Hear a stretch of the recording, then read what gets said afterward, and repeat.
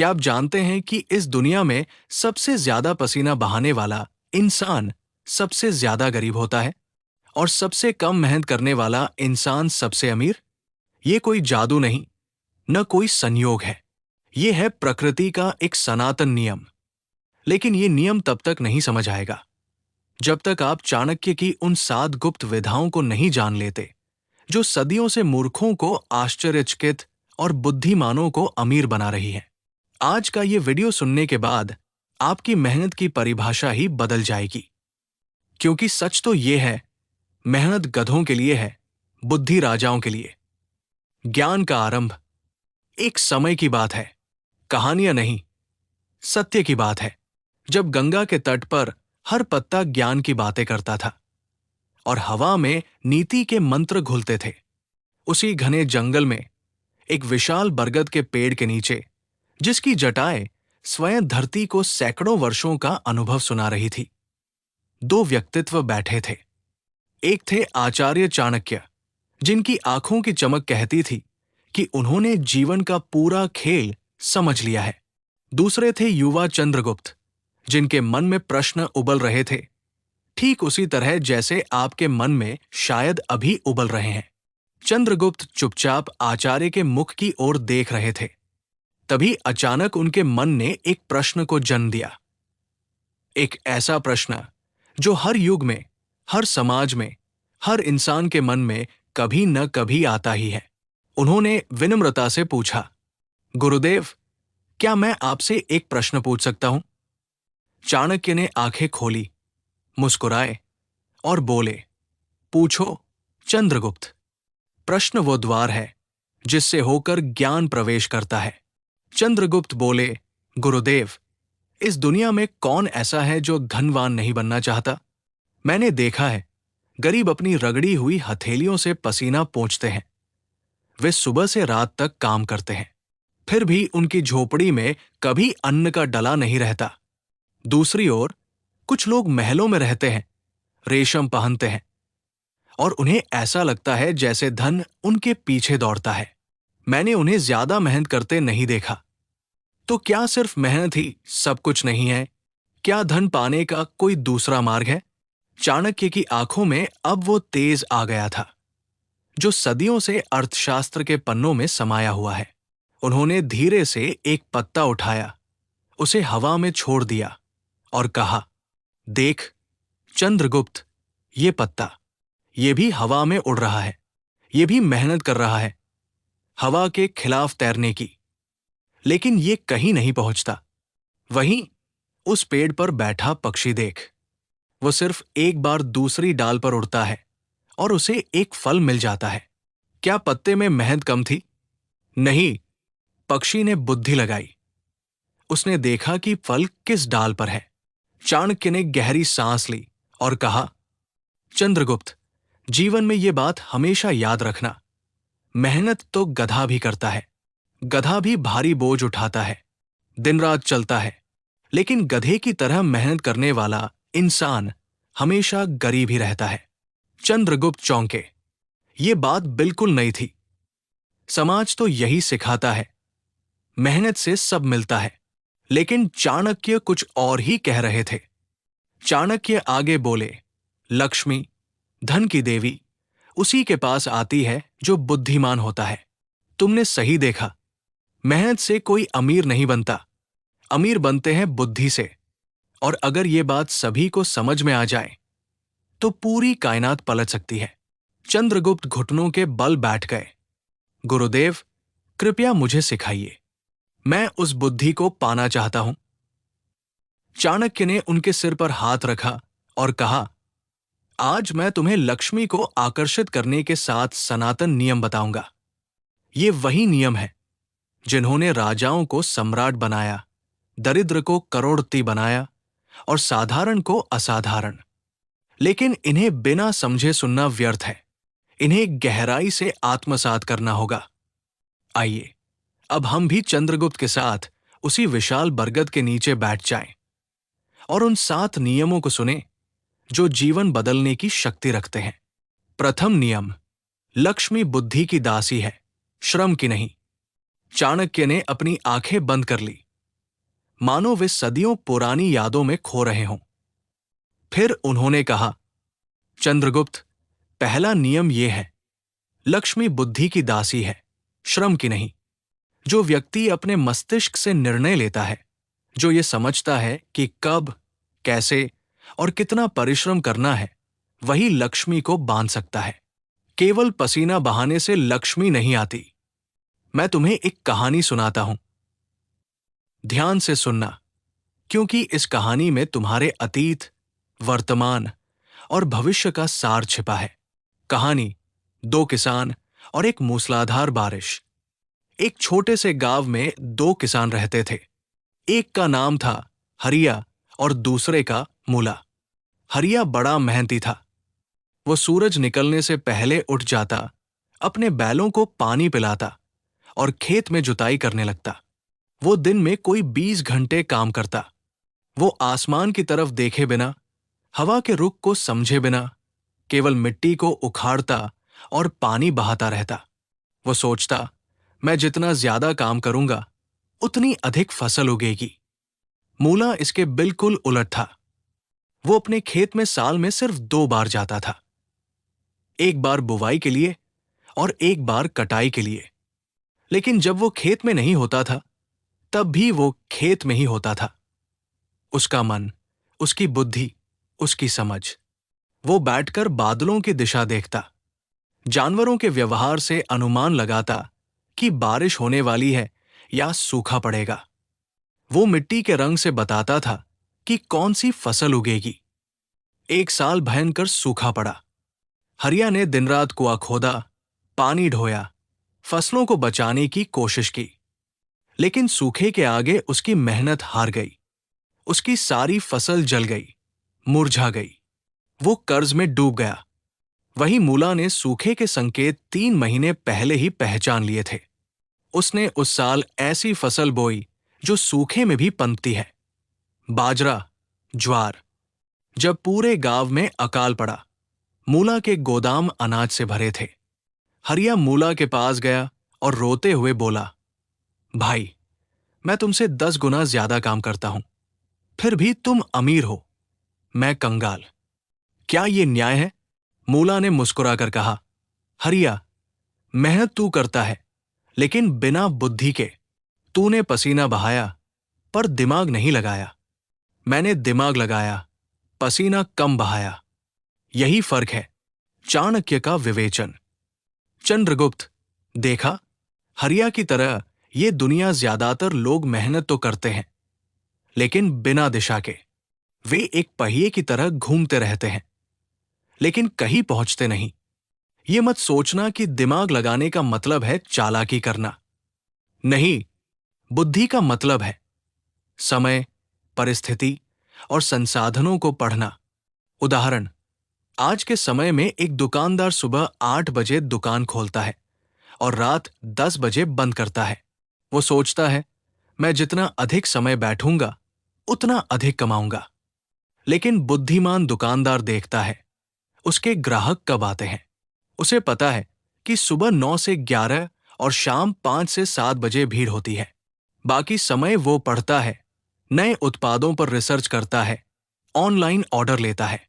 वही दुकानदार 8 घंटे काम करके 20 घंटे काम करने वाले से दोगुना कमाता है। चाणक्य कहते हैं, बुद्धि ही वो पूंजी है जिसका ब्याज कभी खत्म नहीं होता। सोना पिघल सकता है, चांदी मैली हो सकती है, लेकिन बुद्धि जितनी पुरानी होती है, उतनी ही तेज होती है। जब तक तुम अपनी बुद्धि को हथियार नहीं बनाते, तब तक तुम सिर्फ एक मशीन हो, एक ढोने वाला जानवर हो। और मशीनों को कोई पूछता नहीं, मशीनें तो बदल दी जाती है। द्वितीय नियम, धन को पकड़ने से पहले खुद को संभालो। चंद्रगुप्त, चाणक्य ने अपना स्वर और गंभीर कर लिया। दूसरा नियम सुनने से पहले एक बात समझ लो। अक्सर लोग सोचते हैं कि पहले धन आए, फिर संयम आएगा। पर यह सबसे बड़ी भूल है। पहले संयम आएगा, तभी धन टिकेगा। कहानी, समुद्र की लहरों का राजकुमार। एक बार की बात है, एक नगर में सोमदत्त नाम का एक व्यापारी रहता था। वो अत्यंत धनवान था। उसके पास सैकड़ों नौकर, हाथी, घोड़े और सोने के सिक्कों से भरे तहखाने थे। लेकिन सोमदत्त को एक ही चीज नहीं आती थी, इच्छाओं पर नियंत्रण। वो जो मन में आता, करता, बिना सोचे समझे खर्च करता। रातों रात पूरा महल सजा देता, फिर अगले दिन उसे तोड़ देता। उसे लगता था, धन तो है ही, फिर क्यों न उड़ाऊं। वो एक दिन एक साधु के पास गया। साधु ने उसकी एक बात सुनाई, हे धनवान, तुम शराब के नशे में रहते हो, पर ये शराब शराब नहीं, तुम्हारी अपनी इच्छाएं हैं। एक दिन ये इच्छाएं तुम्हें नंगा कर देंगी। सोमदत्त हंसा और बोला, मेरे पास इतना धन है कि 7 पीढ़ियां चले तब भी न घटे। पर साधु ने कहा, इच्छाएं वैसे ही हैं जैसे समुद्र में रेत। तुम चाहे कितना भी पानी डालो, रेत प्यासी ही रहेगी। तुम जितना खर्च करोगे उतनी ही नई इच्छाएं पैदा होंगी। एक दिन तुम्हारी पूंजी खत्म हो जाएगी, पर इच्छाएं नहीं। दुर्भाग्य से सोमदत्त ने साधु की बात नहीं मानी। उसने मनमानी खर्च की, मित्रों के लिए विलासिता के भव्य आयोजन किए, ताश के पत्तों में लाखों हारे, और अंत में एक दिन उसका खजाना खाली हो गया। रातों रात उसका सारा धन उड़ गया। मित्र चले गए, नौकर भाग गए, वो सड़क पर आ गया, और उसी सड़क पर वही साधु बैठा था। सोमदत्त रोया और बोला, मैं तुम्हारी बात नहीं मान सका। साधु ने कहा, धन कोई बुरी चीज नहीं है, बेहोशी बुरी है। तुमने धन पकड़ने से पहले खुद को नहीं संभाला। चाणक्य का विवेचन। हे चंद्रगुप्त, यही सत्य है। धन कोई वस्तु नहीं है, ऊर्जा है। ये उसी में टिकती है जो इस ऊर्जा को संभालने की क्षमता रखता है। जिस प्रकार बिना गहरे तले के बर्तन में तेल नहीं रुकता, उसी प्रकार बिना संयम के व्यक्ति में धन नहीं रुकता। संयम के 3 स्तर। 1. शारीरिक संयम, शरीर को अनावश्यक भोगों से बचाना। अधिक भोजन, अधिक निद्रा, अधिक आराम, ये दरिद्रता के कारण है। 2. मानसिक संयम, क्रोध और लोभ पर नियंत्रण। क्रोध में किया गया निवेश हमेशा नुकसान ही देता है। लोभ में लिया गया निर्णय जाल होता है। 3. आर्थिक संयम, हर रुपए का हिसाब रखना। बुद्धिमान वही है जो जानता है कि उसकी 1 रुपया किधर गया। चाणक्य नीति कहती है, हर व्यय से पहले 3 प्रश्न पूछो। क्या ये आवश्यक है? क्या ये समय पर है? क्या इससे मूल्य बढ़ेगा? जो इन 3 का उत्तर नहीं खोजता, वो धन की देवी का अपमान करता है, और लक्ष्मी अपमान सहन नहीं करती, वो तुरंत चली जाती है। तृतीय नियम, धन खर्च करने की नीति कमाने से बड़ी होती है। चाणक्य ने अब अपनी आंखों में एक राजनेता की गंभीरता लाई और कहा, चंद्रगुप्त, तीसरा नियम ही धन का असली मर्म है। कमाना तो एक कला है, पर खर्च करना उससे भी बड़ी साधना है। कहानी 2 राजाओं का खजाना। 2 राजा थे, राजा सवीर और राजा बिंदुसार। दोनों के खजाने भरे हुए थे। एक दिन दोनों राज्यों में बाढ़ आई। लोग बेघर हो गए।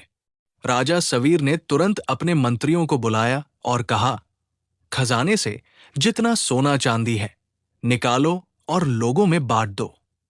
इस तरह से खर्च करो कि हर घर फिर से बन जाए, हर खेत बीज से भर जाए। दूसरी ओर राजा बिंदुसार ने कहा, नहीं, खजाना खाली नहीं होना चाहिए। ये तो राज्य की आत्मा है। बाढ़ तो आती जाती रहेगी, हम तनिक कम खर्च करेंगे। 5 वर्ष बीते। राजा सवीर का राज्य पहले से अधिक समृद्ध हो गया था, क्योंकि उसने सही समय पर सही खर्च किया। उसने लोगों को बचाया, जिससे उन्होंने उसे दोगुना कर चुकाया। राज्य का व्यापार पनपा, नए रास्ते बने, नए बाजार लगे। राजा बिंदुसार का राज्य सूख रहा था। उसने खजाना तो बचा लिया, पर जनता ने उसका साथ छोड़ दिया। लोग दूसरे राज्यों में पलायन कर गए। खेत बंजर, बाजार सूने। अंततः उसका खजाना तो रहा, पर राज्य नहीं रहा। चाणक्य का विवेचन। चंद्रगुप्त, सुनो, धन को बहाना और धन को रोकना दोनों कलाएं हैं। जो केवल रोकता है वो पानी के तालाब की तरह बन जाता है जो गंदा हो जाता है। जो केवल बहाता है वो सूख जाता है। सही मार्ग है नियोजित व्यय। चाणक्य का खर्च सूत्र। 10 रुपए की आय पर 4 रुपए आवश्यक व्यय, भोजन, आवास, कपड़ा, चिकित्सा। 3 रुपए वांछित व्यय, मनोरंजन, यात्रा, शौक। 2 रुपए बचत और निवेश। 1 रुपया दान और परोपकार। आखिरी हिस्सा सबसे महत्वपूर्ण है, दान। चाणक्य कहते हैं लक्ष्मी को रोकने का सबसे बड़ा मंत्र है उसे बांटना। जैसे सूरज अपनी रोशनी बांटता है तभी उसकी प्रभा बढ़ती है, वैसे ही धन बांटने से बढ़ता है, घटता नहीं। मैंने अपने जीवन में देखा है जो सबसे ज्यादा दान करते हैं वे सबसे ज्यादा कमाते हैं, क्योंकि ब्रह्मांड का नियम है जो देता है उसे और दिया जाता है। चतुर्थ नियम, समय धन से भी मूल्यवान है। चौथा नियम, चाणक्य ने कहा, इतना गहरा है कि अगर ये समझ आ जाए तो तुम जीवन के सबसे बड़े रहस्य को जान लोगे। समय धन से भी मूल्यवान है। कहानी, 2 व्यापारियों का जहाज। 2 व्यापारी थे, एक जिसका नाम जागृति था, दूसरा तंद्रालु। दोनों के पास एक एक जहाज था जो दूर देशों के लिए रवाना होने वाला था। दोनों को पता था कि यदि वे सही समय पर रवाना हुए तो मसालों का व्यापार करके अपार धन कमा सकते हैं। जागृति ने तुरंत सामान लादा, माल पैक किया और शुभ मुहूर्त देखकर जहाज चला दिया। उसने सोचा, देरी से बड़ा कोई शत्रु नहीं। तंद्रालु ने सोचा, अभी बहुत समय है, आराम से चलेंगे। पहले यहां भोज करें, फिर नौकरों को बुलाएं, फिर चलेंगे। 20 दिनों की देरी से तंद्रालु ने जहाज चलाया, लेकिन जब वो बंदरगाह पर पहुंचा तो मालूम हुआ कि जागृति पहले ही सारा माल खरीद चुका है और दाम दोगुने हो गए हैं। न केवल उसने मसाले खो दिए, बल्कि अब उसे महंगे दामों पर माल खरीदना पड़ा। तंद्रालु को भारी घाटा हुआ, जबकि जागृति ने 1 महीने में आजीवन कमाई कर ली। चाणक्य का विवेचन। चंद्रगुप्त, समय का एक क्षण जो चला गया वो सदा के लिए चला गया। धन तो तुम फिर कमा सकते हो, नई नौकरी पा सकते हो, नया व्यवसाय शुरू कर सकते हो, लेकिन जो समय निकल गया उसे तुम करोड़ों देकर भी नहीं खरीद सकते। समय प्रबंधन के चाणक्य सूत्र। 1. अति तात्कालिक। जो चीज अभी नहीं की तो नुकसान होगा, जैसे डॉक्टर के पास जाना, कर भरना, इसे तुरंत करो। 2. तात्कालिक लेकिन महत्वहीन, जैसे बिना मतलब के फोन का जवाब देना, इसे बाद के लिए रखो। 3. गैर तात्कालिक लेकिन महत्वपूर्ण, जैसे नया कौशल सीखना, सेहत का ध्यान रखना, इसके लिए हर दिन अलग समय निकालो। 4. व्यर्थ, जैसे लंबी गपशप, सोशल मीडिया पर बिना उद्देश्य स्क्रॉल करना, इसे तुरंत छोड़ो। चाणक्य कहते हैं जो समय को व्यर्थ गवाता है वो स्वयं को व्यर्थ करता है। यहां बैठे बैठे सोचो, जब से सुबह उठे हो तुमने कितने घंटे उपयोगी कार्यों में लगाए, कितने घंटे नींद में, कितने घंटे बकवास में। यह हिसाब तुम्हें बताएगा तुम गरीब क्यों हो। पंचम नियम, बुद्धि का निवेश सबसे बड़ा निवेश है। अब चाणक्य ने सबसे प्रिय नियम बताना शुरू किया। उनकी आवाज में एक अलग ही कोमलता थी। चंद्रगुप्त, 5वां नियम है, बुद्धि में निवेश करो। सोना चांदी में नहीं, जमीन जायदाद में नहीं, अपितु ज्ञान में, कौशल में, समझ में। कहानी, 2 बीज और एक बगीचा। एक माली के पास 2 बीज थे। एक बीज उसने सोने के बर्तन में रखा, उसे मखमल के कपड़े में लपेटा और हर रोज उसे चांदी के पानी से सींचा। दूसरे बीज को उसने सादी मिट्टी में डाल दिया, उसे साधारण पानी दिया, लेकिन उसे समय दिया, उसके आसपास की मिट्टी को खोदा, उसे हवा लगने दी, उसे कीड़ों से बचाया। जब परिणाम आया तो सोने के बर्तन वाला बीज सड़ गया। वो बीज जो मिट्टी में था एक विशाल वृक्ष बन गया जिस पर सैकड़ों फल लगे। चाणक्य बोले, देखा चंद्रगुप्त, वो मिट्टी है, बुद्धि, समय, सीख। वो सोने का बर्तन था, बाहरी दिखावा। लोग सोचते हैं मैंने महंगा फोन खरीद लिया तो मैं बुद्धिमान हूं। नहीं, बुद्धिमान वो है जिसने फोन नहीं, फोन को चलाने की समझ खरीदी, जिसने कपड़े नहीं, वार्तालाप की कला खरीदी, जिसने घर नहीं, घर को संभालने की विधि खरीदी। चाणक्य का विवेचन। बुद्धि निवेश के 5 रास्ते। 1. पुस्तकें। एक अच्छी पुस्तक सैकड़ों वर्षों का अनुभव एक सांस में दे सकती है। 2. गुरु की संगति। एक बुद्धिमान व्यक्ति के साथ घंटा बिताना 10 साल की मेहनत से अधिक सिखा सकता है। 3. यात्रा। नई जगह देखने से सोचने का ढंग बदलता है। 4. असफलताओं का विश्लेषण।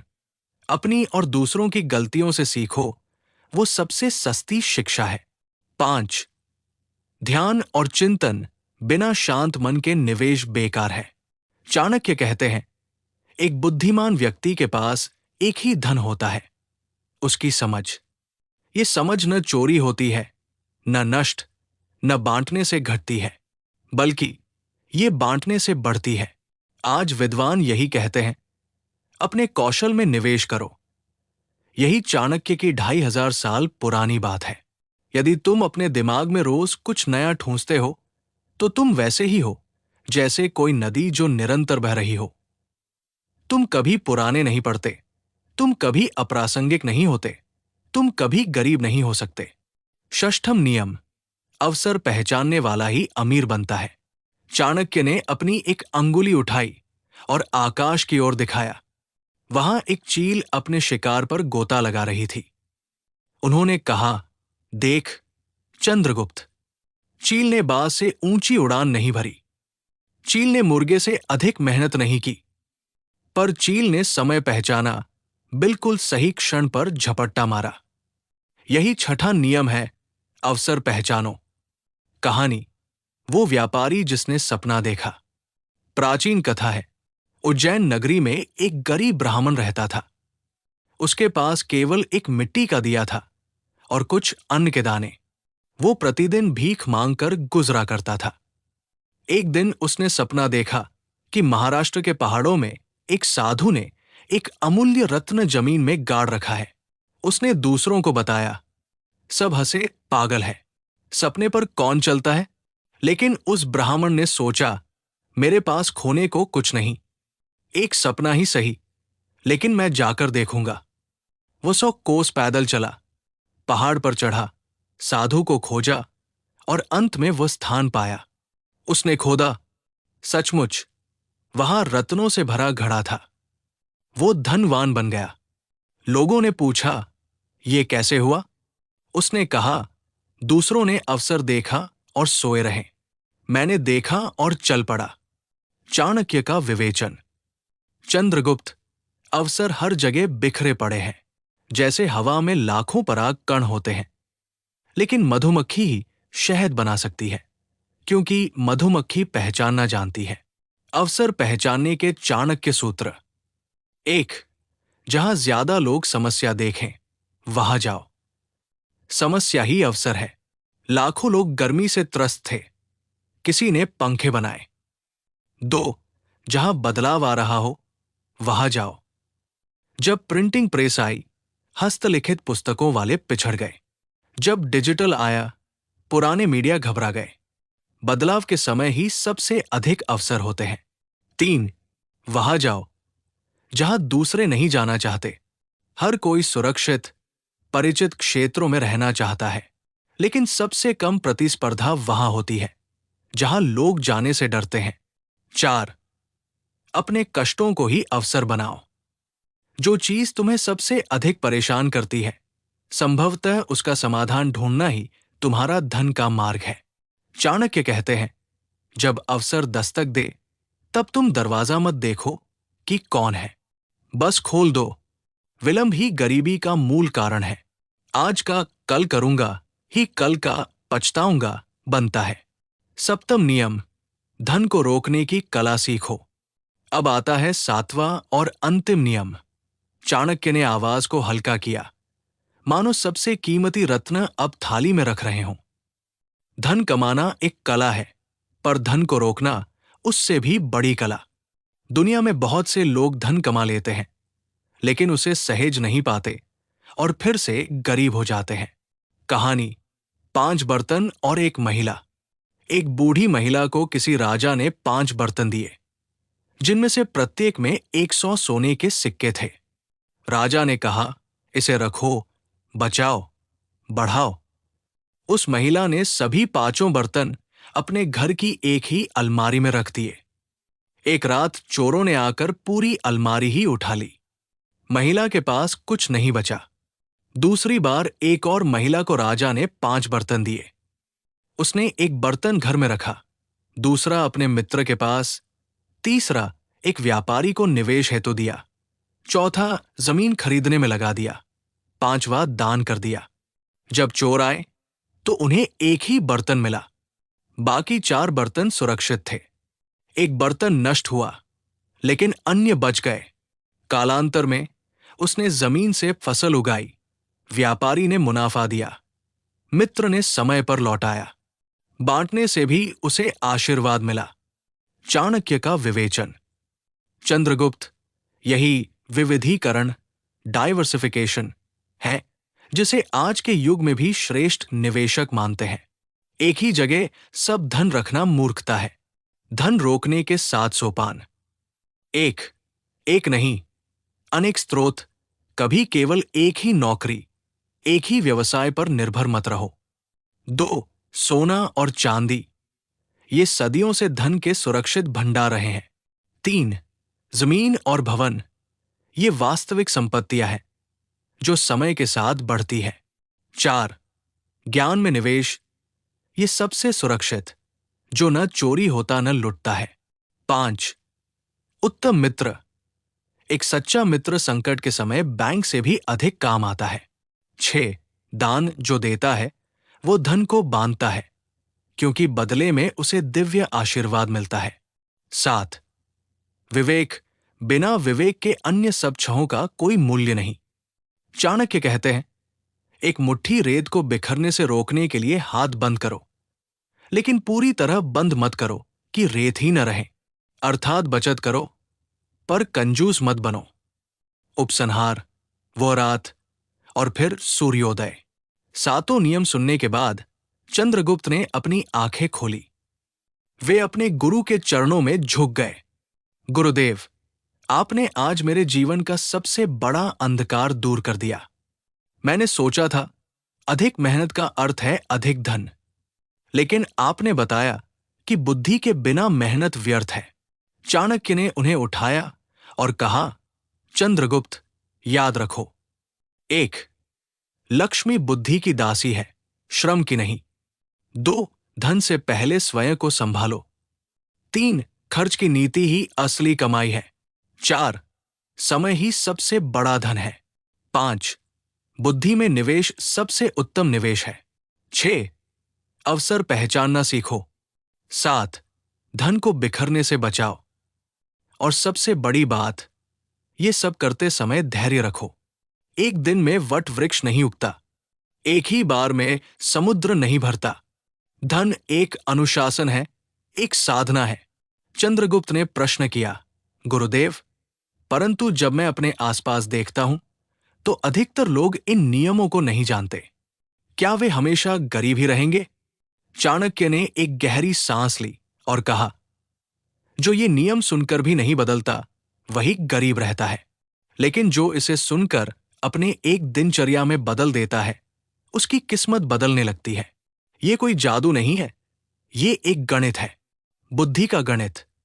समापन अब आपसे, मेरे श्रोता, मेरे प्यारे दर्शक। बस यही थे वो 7 नियम जो चाणक्य ने चंद्रगुप्त को सिखाए। पर प्रश्न ये है, क्या आपने इन्हें सुन लिया, या फिर से सुनेंगे, या इन्हें अपने जीवन में उतारेंगे? चाणक्य ने कहा था, विद्या सबसे बड़ा धन है, जिसे लुटाया जाए वो बढ़ता है। आपने ये ज्ञान प्राप्त कर लिया। अब अगला कदम है इसे बांटना।